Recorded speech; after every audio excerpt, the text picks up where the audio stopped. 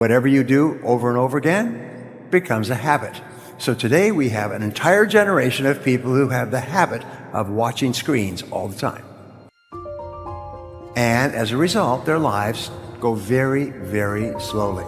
So therefore, you have to ask yourself, is this a good use of my time? Does this work have tremendous consequences for me?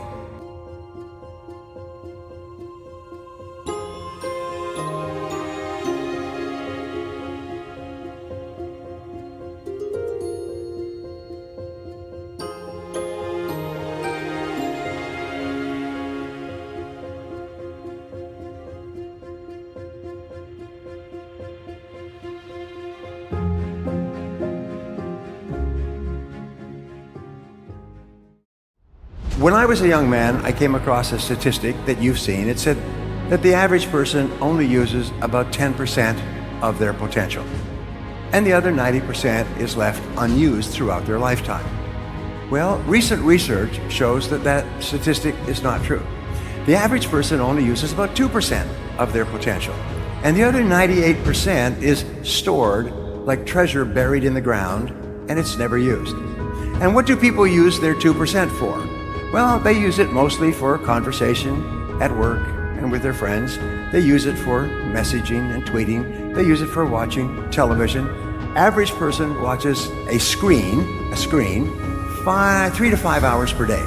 Is they're watching a screen of some kind, whether it's a computer or an iPhone or an iPad or a television.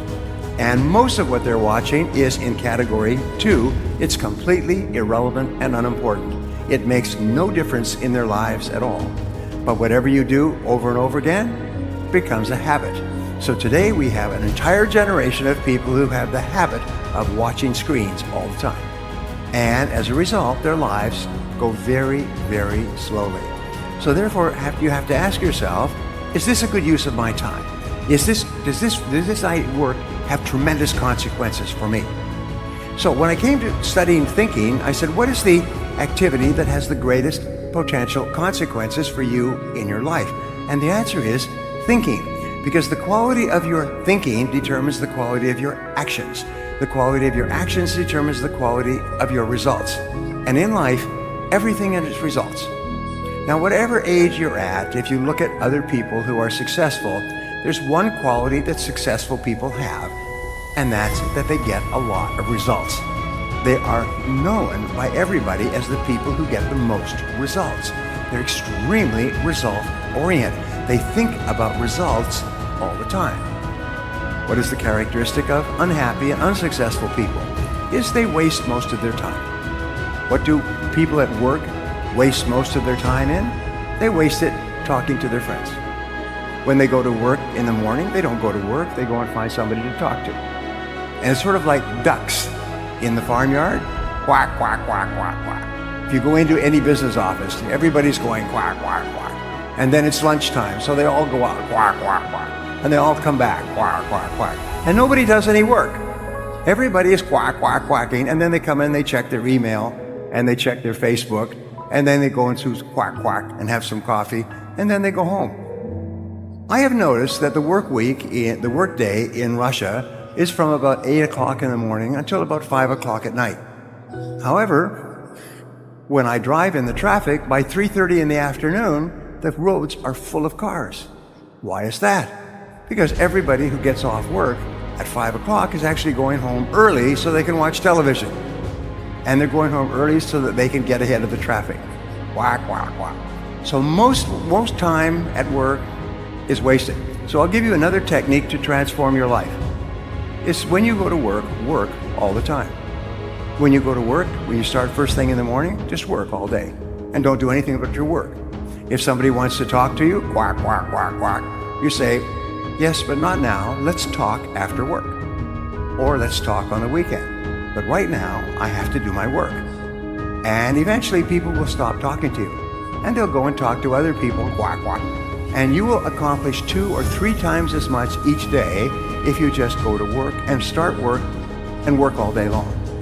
If you just develop the habit of working all day, you will produce twice as much, you'll be paid twice as much, you'll be promoted twice as fast. And this is true all over the world, no matter what the situation. By the way, I said that this is a great time of opportunity in Russia. Do you know that most of the most successful businesses were started at the bottom of a recession? Most of the most successful careers, including mine, were started at the bottom of a recession. That what happens in a recession is that you are forced to think much better than before. You're forced to make much better decisions. You're forced to make much better actions. You're forced to focus more intently on the activities that have the greatest consequences. And as a result, times of great difficulty are also times of great opportunity for you and for me, because you can grow faster and become stronger today than has ever been possible, perhaps in your lifetime. So don't complain about the difficulties of today, because first of all, we can't do anything about it. And second of all, look into them for the advantages or benefits that they might have for you for the future. Now, here's a second question for you. And I ask this question all the time because when I first heard it, I didn't know the answer. The question is, what is your most valuable financial asset? When I first heard that, I thought, well, maybe it's my house or my car or my bank account. No, your most valuable financial asset is your earning ability. It's your ability to earn money. Your earning ability is like an oil well that just keeps gushing oil. You can lose everything in your world all back again. So your earning ability is the most powerful and most valuable financial asset you have. And your earning ability, by definition, is your ability to get results that people will pay you for. Now, this doesn't mean that you are not a valuable person. Each human being is of incredible value. But some people's earning ability is much higher than others. And your earning ability is an asset, so it can be either increasing in value or decreasing in value. Now, here's what they found in the studies. The 80-20 rule. They found that the bottom 80% of people, the ones who struggle for money and worry about money all their lives, these people, when they take their first job, will work to a certain level, and then they will level off and never improve for the rest of their lives, unless they're forced to. And so therefore, 10 years after starting work, the average person today is no more productive at getting results than they were after 1 year.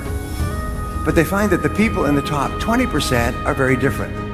The people in the bottom 80% increase their income about 2 or 3% per year over the years. People in the top 20% increase their income at an average of about 11% per year.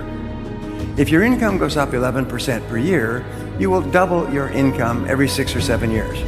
And then you will double it again, and then you will double it again, and soon you live in a beautiful house, and you drive a nice car, and you'll send your children to private schools, and you'll have a nice bank account, and you'll be happy.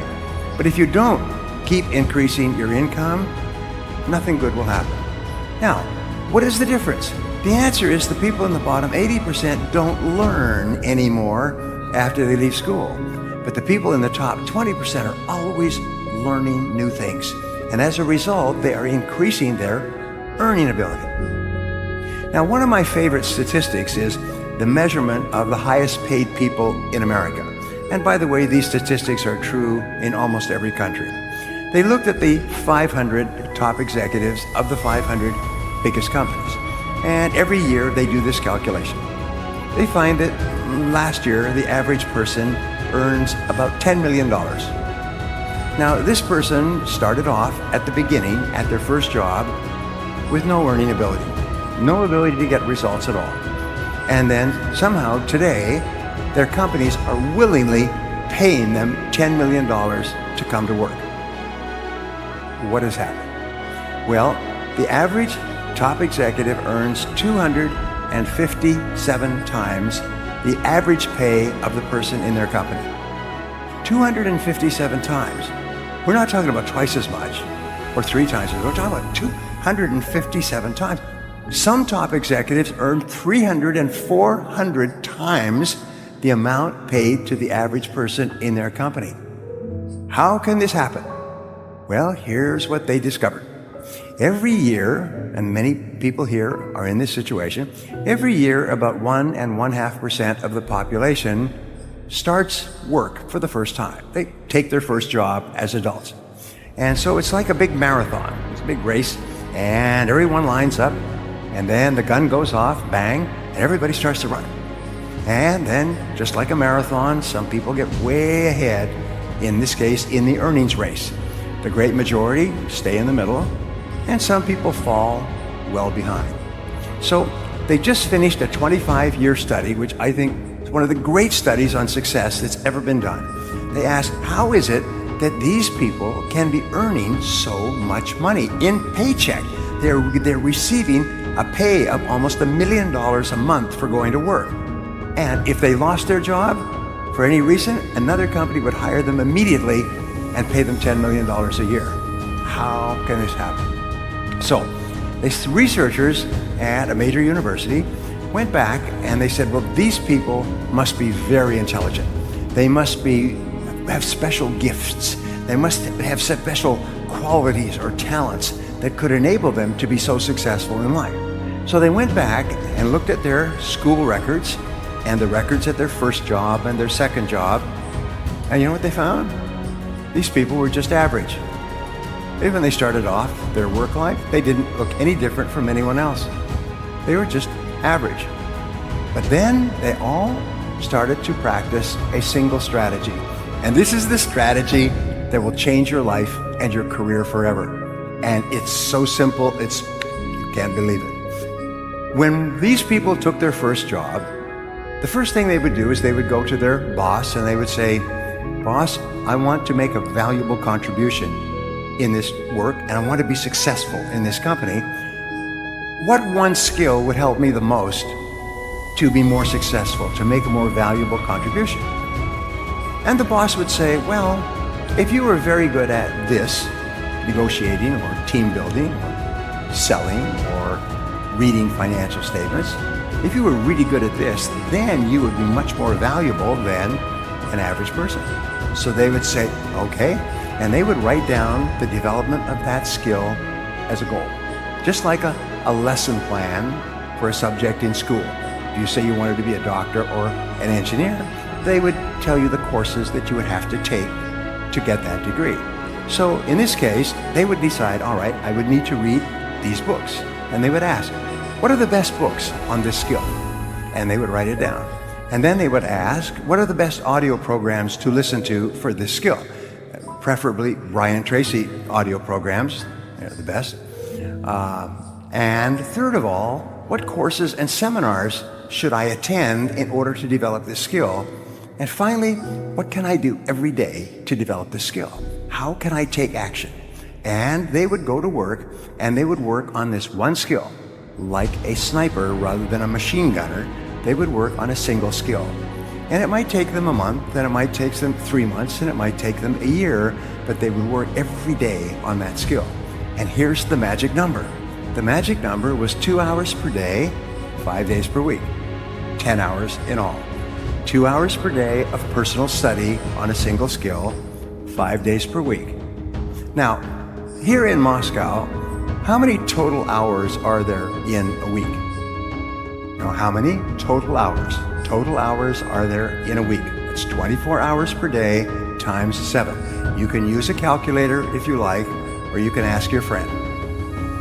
And the answer is 168 hours. I know this was very difficult for university students to figure out, all right, how many hours in a week. But that's where we start. So there's 168 hours in a week, everywhere. Now, what we're saying is that if you want to go to the top of your field and be one of the highest paid and most successful people in life, take 10 of those hours and invest them in yourself. That's all. And this turned out to be the strategy practiced by all the top people.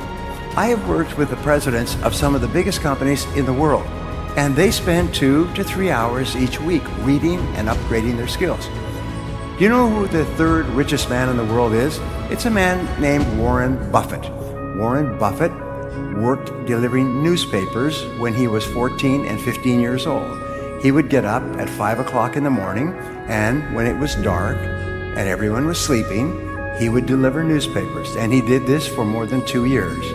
He delivered 200,000 newspapers over that time, and he earned 1 cent, 1 kopeck, if you like, today 1 ruble per newspaper, and he saved the money, and he grew $2,000, and that $2,000 was his first investment, and he made that investment after careful study, and the investment grew, and so he invested more money, and that investment grew.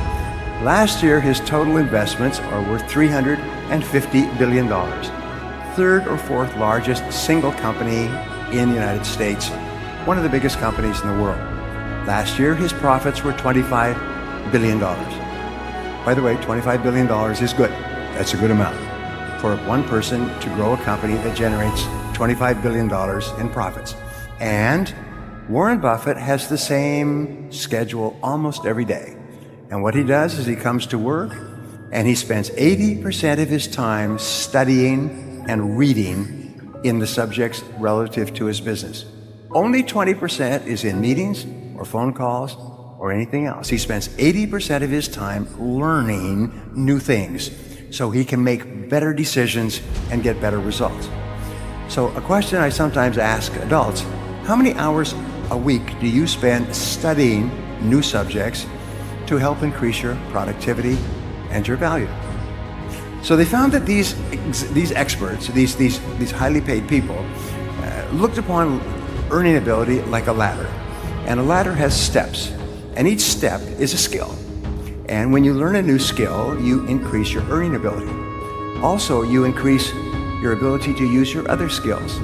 And each time you learn a new skill, your earning ability goes up. And when you learn a new skill, your earning ability goes up. And each new skill you learn causes you to become more and more valuable, and people will pay you more and more money for the results that you can get for them. Now, if at any given time you decide to stop climbing the ladder of success, you will level off, like most people do, 80%, but then you will begin to decline because whatever skills you have are becoming obsolete at a rapid rate, and they're becoming obsolete faster today than ever before. So if you are not constantly moving up the ladder, you're actually moving down the ladder. And people don't understand why their income is not going up. It's because they are not becoming more productive. They are not learning new skills. They're not working on themselves to become more successful. So, increasing your earning ability is the strategy used by the highest paid people in the world today. Every week they spend 10 hours or more studying new skill, the one skill that can help them the most, and they keep climbing that ladder. And it just becomes a habit. A part of their life is learning. Just like a part of your life may be watching television or playing sports or something else, a part of their life is learning all the time. In fact, in some of my seminars, I say, here's a question for you. What are you learning today? Right? In other words, what is the subject that you are working on today? And what you should do is you should ask people at the break, say, what is your subject today?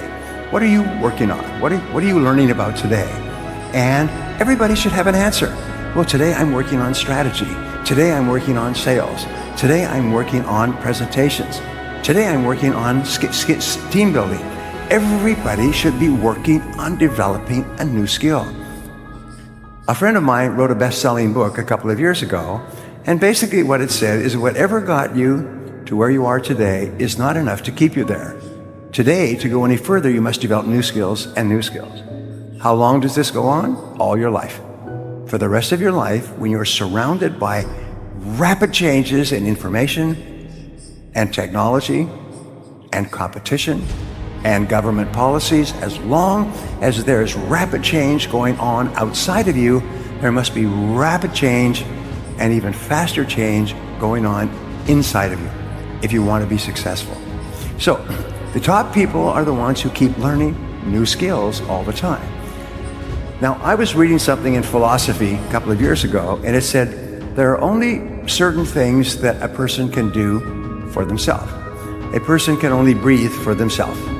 A person can only eat for themselves. A person can only drink for themselves. A person can only learn for themselves. So the one thing that only you can do is to learn. No one else can do it for you. No one else can give it to you. Only you can learn new things through hard work. And when I discovered the idea of continuous learning, you have a list organized by sequence and priority, you have a plan. Now you have the two great requirements for winning. You have a goal and a plan. Now, does it take a little while to do this? Yes.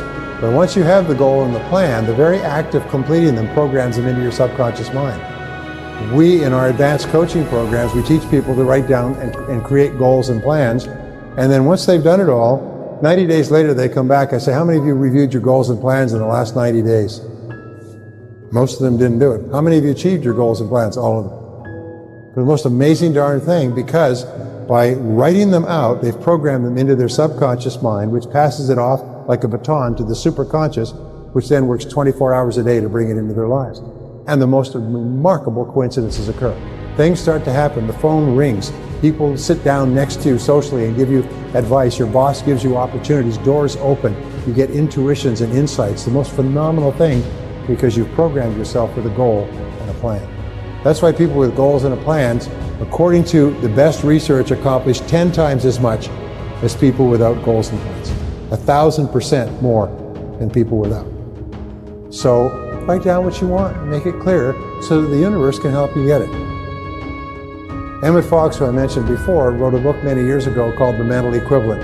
Actually, it wasn't even a book, it was a pamphlet. And this little pamphlet is one of the most profound pieces of writing in history. It's just unbelievable. I'd read Emmett Fox for years, and someone came up to me and said, have you ever read The Mental Equivalent? I said, no, I've read all of his books. Well, it's not that easy to get, so I got it. And what it does is basically says is you have one responsibility to your universe, is to create within your mind the mental equivalent of what you would like to see on the outside. If you will do that, all the mental laws that we've talked about and many more that we haven't had a chance to go into will all work. Just like click, click, click, click, click, they'll all work. And what you want will appear on the outside by the law of cause and effect, belief, expectation, attraction, correspondence, and so on. Your job is to give to the universe an absolutely crystal clear picture of the goal that you want, which you can only get by thinking it through and writing it down. So here's the exercise, and this is your homework exercise. Take a clean piece of paper when you get home, and this is the only test. This is a take-home test. This is a test to see how badly you really want to make next year a fabulous year. And so at the top of this page, write the word goals. Some of you have seen this before. I need to teach it to everybody. And you're going to write down 10 goals. And these goals, you can write more than 10 if you like, but you must write a minimum of 10. These goals are one-year goals, approximately. These are goals that you want to accomplish this year.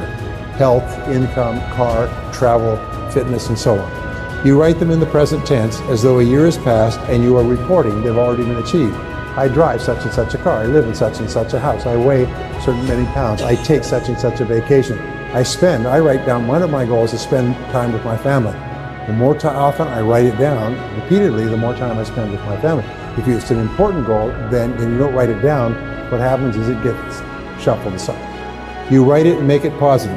Not I will lose weight, but I am a non-smoker, but I am weigh X number of pounds. Not I will quit smoking, but I am a non-smoker. So it's always a positive statement, and third of all, it's always personal. Every goal you ever write for the rest of your life begins with the word I, because you are the only person in the universe who can use the word I with regard to yourself, and you follow it with an action verb. I earn, I sell, I drive, I live in, I achieve, I accomplish, I acquire, I save, but always make it I plus an action verb. That's the way the subconscious mind accepts instructions. When this instruction comes in like that, it's immediately passed on to the superconscious. I have taken people through this exercise all over the world once. And I come back a year or 2 years later, and they say the same words in every language. You won't believe what's happened to me. I wrote down those goals, and I never looked at them again. You won't believe what's happened to me. You won't believe it. I found those goals in something a year later, and you won't believe what's happened to me. I've accomplished all the goals.